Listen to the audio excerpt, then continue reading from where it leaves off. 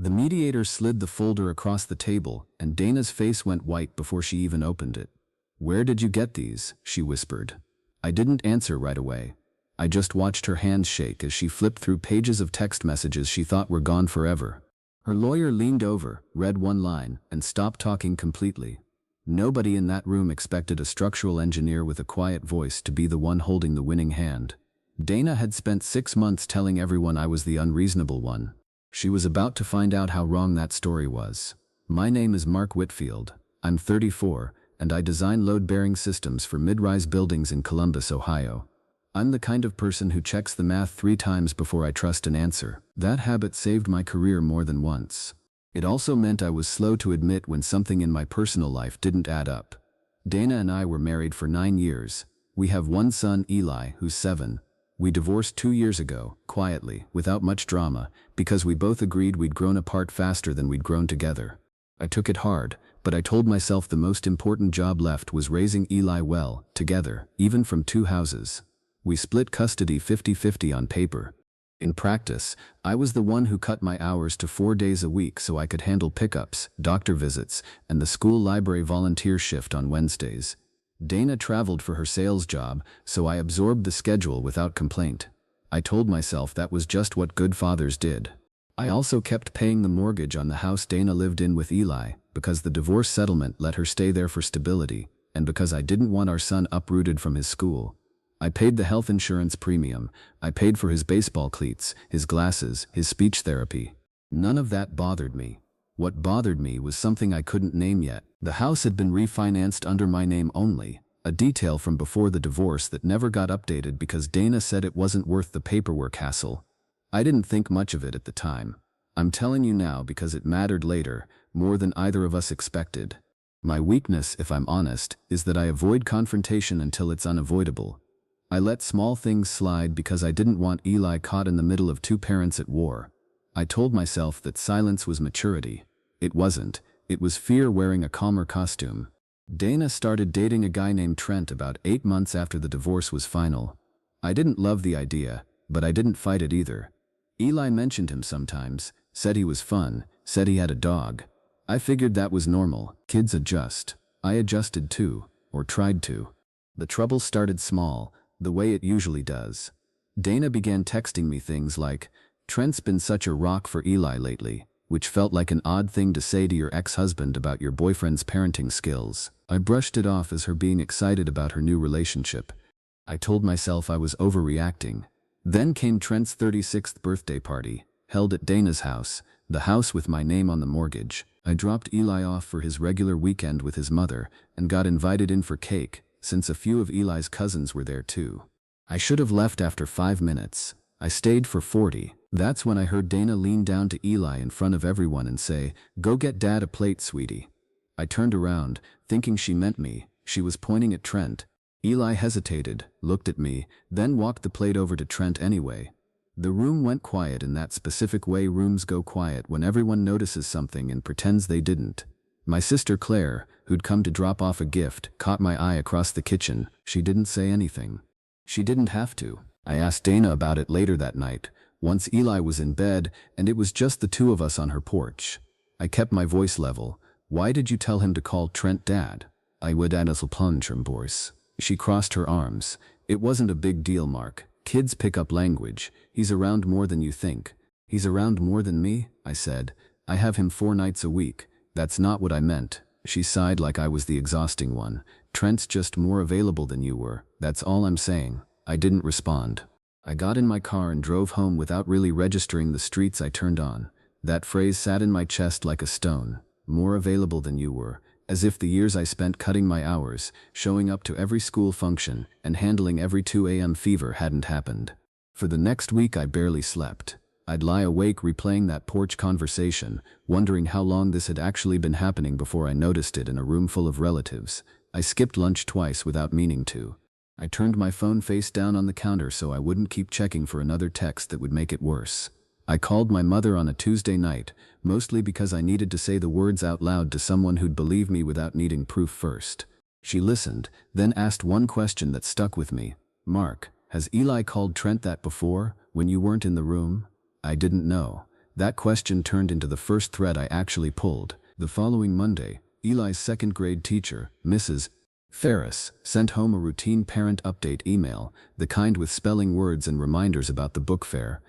At the bottom, almost like an afterthought, she wrote a line asking if there'd been a recent family change, because Eli had referred to my dad Trent twice during a classroom activity about family trees. I read that line 4 times. It wasn't cruel, it wasn't even really about me. But it confirmed something I'd been trying to talk myself out of believing, that this wasn't one awkward moment at a birthday party. This was a pattern Dana had been building at home, one Eli had absorbed enough to repeat at school without thinking twice. I forwarded the email to myself, then sat with it for 2 days before doing anything else. On Thursday, Eli was staying with me, and while he was in the bath I found his backpack folder from school. Inside was the family tree worksheet Mrs. Ferris mentioned. Eli had written Trent in the box labeled Dad, and then, in smaller letters underneath, Mark, my other dad.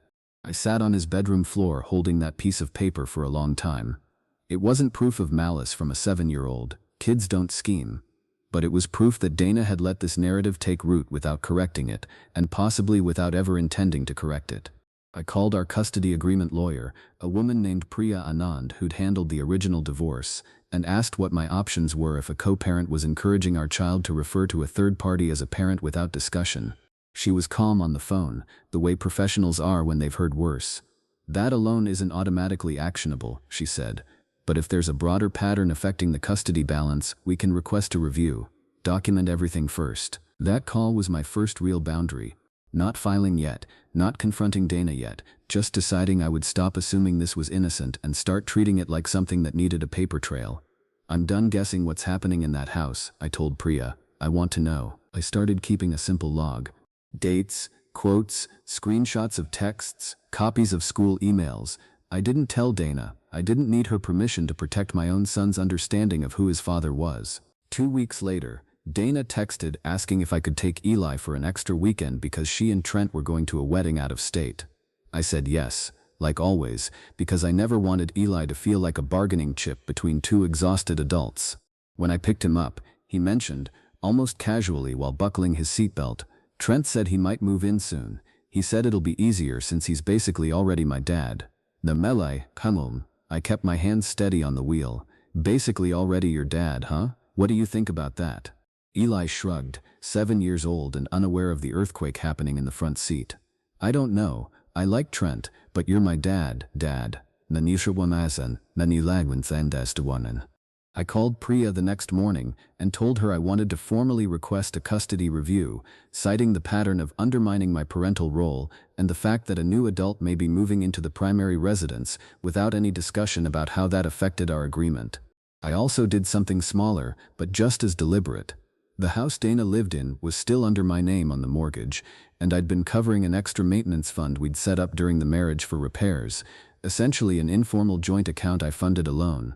I removed my automatic contribution to that account and sent Dana a short message. I'll continue paying the mortgage as agreed in the divorce settlement. The extra maintenance fund was never part of that agreement, and going forward I need every shared arrangement about Eli, including who lives in that house, to be a conversation, not something I hear about after the fact. It wasn't punishment, it was a line. I told myself that over and over, because it didn't feel like something I was used to doing. Dana called 40 minutes after reading it. Wow, Mark, so this is retaliation now, because Eli likes Trent? This isn't about Trent liking him, I said. This is about you telling him to call another man dad in front of our whole family, and now telling him Trent might move in without a single conversation with me. You're being controlling, she snapped. Everyone already knows how attached you get. Trent's been amazing with Eli. Maybe if you weren't buried in work so much, this wouldn't even come up. I cut my hours for him, Dana. You know that. You make everything about money and schedules, she said. This is about family. Family helps family, and Trent is family now whether you like it or not. I hung up before I said something I'd regret. That night I sat in my parked car in my own driveway for almost 20 minutes before I could bring myself to go inside. Over the next month, the pressure didn't stop. Dana's mother called me directly, something she'd never done before, to say I was punishing a child for having 2 loving father figures. A mutual friend from our old neighborhood posted something vague on social media about co-parents who can't handle their ex moving on, and half our old friend group liked it before I even saw it. Dana texted me photos of Eli laughing with Trent at a baseball game. No caption, just the pictures, like evidence in a case I hadn't realized I was defending myself in. I started to wonder if I'd overreacted. Maybe kids really did just absorb words. Maybe I was the rigid one, the one who couldn't adapt. I called my friend Tom, who'd known Dana almost as long as he'd known me, and told him everything. He didn't automatically take my side, which is exactly why I trusted his answer. "Mark, I get why you're upset," he said. "But be honest with yourself. Is this about Eli being confused, or is this about you still hurting that Dana moved on faster than you did?" It was a fair question, and it sat with me for days. I made myself answer it honestly. I wasn't trying to stop Eli from liking Trent. I was trying to stop being erased from my own son's understanding of family while I was still actively, physically, financially present in his life every single week. That distinction mattered, and once I was sure of it, I stopped second-guessing the review request. Priya helped me pull together a factual timeline for the custody modification hearing, not an emotional one.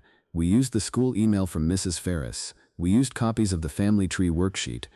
We used a printout of the maintenance fund history showing I'd covered roughly $11,000 in repairs and extras over 18 months without a single joint conversation about major changes like a new partner potentially moving in. We used 3 separate text threads where Dana referenced Trent's parental role to other people before ever mentioning it to me. Tapiam. The strongest piece came almost by accident. Dana had once forwarded me an email thread from Eli's pediatrician's office about an appointment, and buried in the reply chain, visible because she hadn't deleted it before forwarding, was a message she'd sent to Trent 2 months earlier.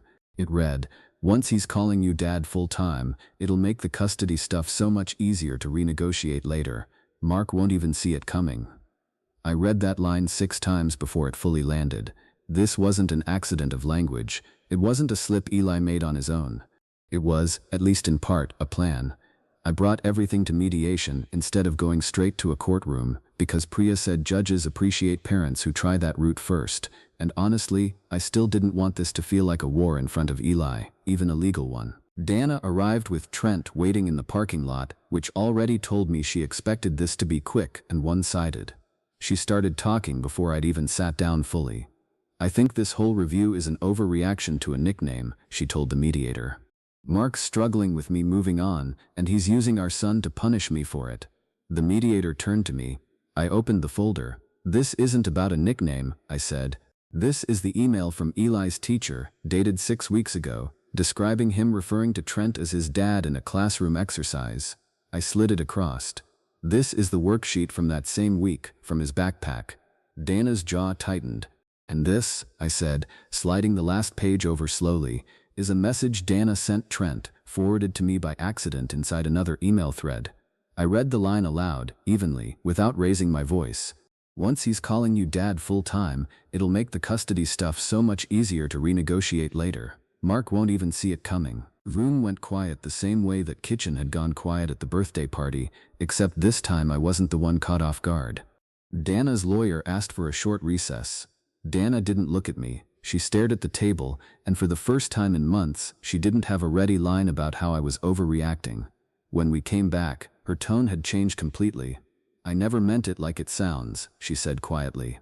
"I just wanted things to feel easier for Eli. I didn't think about how it looked." "I don't think you set out to erase me," I said, and I meant it, mostly. "But you did anyway, and you did it in writing before you ever talked to me about it." The mediator recommended a revised parenting plan. Eli's primary school week schedule shifted to reflect the actual balance of care I'd been providing, giving me the majority of school nights, with Dana keeping regular weekends. Any introduction of a new live-in partner now required 30 days written notice and a joint conversation before it happened, not after. The informal maintenance fund was formally closed. My mortgage payments continued exactly as the original settlement required, nothing more, nothing less. Trent didn't move in that year. Dana told me later, in a much calmer conversation on my own porch this time, that the pressure of the hearing had made him realize how complicated blending a family really was, and he'd asked for more time before making it official. I didn't feel triumphant about that. I mostly felt tired, and a little sad that it had taken a folder of evidence to get us back to a place where we could actually talk like co-parents again. Eli didn't need to know most of what happened in that mediation room. What he needed, and what he eventually got, was both of us showing up consistently, without either parent competing for the title of dad through a 7-year-old's vocabulary. Looking back, my real mistake wasn't trusting Dana too much, or missing warning signs completely. It was assuming that staying quiet to protect Eli from conflict was the same thing as actually protecting him. It wasn't. Silence let a small comment become a habit, and a habit become a plan I only found by accident. My weakness was believing that avoiding confrontation was a form of good parenting. Sometimes the most protective thing you can do for your kid is draw a clear, calm line before the damage becomes normal. I still hear that phrase sometimes, more available than you were, and it doesn't sting the way it used to. It just reminds me why the boundary mattered. So, was I wrong for filing for a custody review over something that started as one uncomfortable moment at a birthday party? Or did Dana's own words prove I caught this exactly when I needed to? Let me know your honest judgment in the comments, and subscribe if you want more real, original stories like this one.